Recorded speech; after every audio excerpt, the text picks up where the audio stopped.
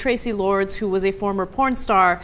She has actually come out to talk about the rape that happened in Steubenville, Ohio. And I didn't know this, but Traci Lords was actually from Steubenville, Ohio. Oh, I didn't know that either. And she alleges that at the age of 10, she was raped in Steubenville, Ohio. Oh, wow. She also alleges that her mother was raped in Steubenville, Ohio.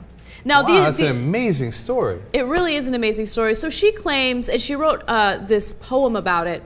She claims that at the age of 10, she was walking home from school and she saw, you know, this home. It seemed like an abandoned home or something. And, you know, the lawn hadn't been mown. She decided, oh, it's a sunny day. I'm a 10-year-old. I'm going to lay there and just kind of enjoy the sun for a second. Well, when she opened her eyes, she realized that there was a 14-year-old on top of her.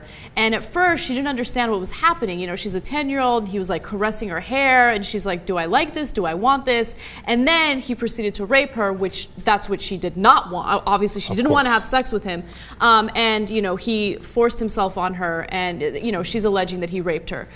So she's coming out to talk about this case because she wants to kind of give us a little more insight on the culture in Steubenville. Now, of course, this is coming from one person, okay? But she basically claims that women are as second-class citizens in Steubenville, and that they're, if you are outspoken or you object to something, you will get, your response will be a fat lip, basically. You'll get a fat lip.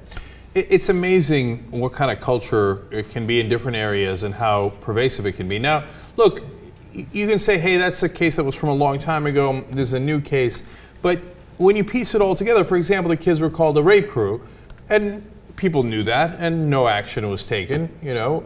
Eventually, two of the football players are arrested, but there's a baseball player who's got a 12-minute tape out where he talks about how he raped her, and he laughs, and kids around about it, and how she was, like, dead, but when they were all having sex with her, you know, no action on that either.